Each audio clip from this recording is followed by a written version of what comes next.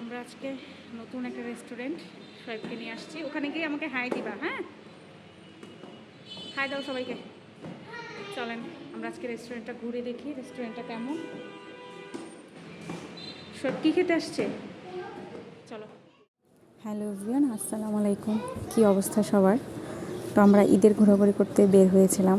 তো দেখতেই পাচ্ছেন সোহেবের ভীষণ মন খারাপ, কারণ আমাকে বাসা থেকে নিয়ে গেছিলো ও পিৎজা খাবে। তো এটা নতুন একটা রেস্টুরেন্ট, আমার বাসার পাশেই ছিল।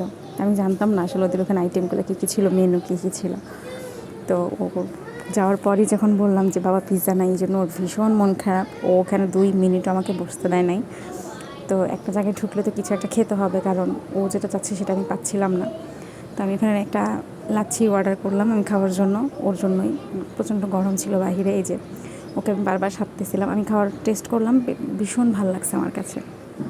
ওকে দিচ্ছিলাম, অফার করছিলাম, ও নিবে না তো নিবেই না। ওর চেহারাটা দেখে এত মায়া লাগতেছিল আর হাসি পাচ্ছিল আমার। আমি অনেস্টলি কী বলবো, যে দেখেন বারবার ও রিজেক্ট করছিল, পাশে আবার একটা লোক ছিল, এই জন্য আমার সাথে রাগও দেখাতে পারছিল না।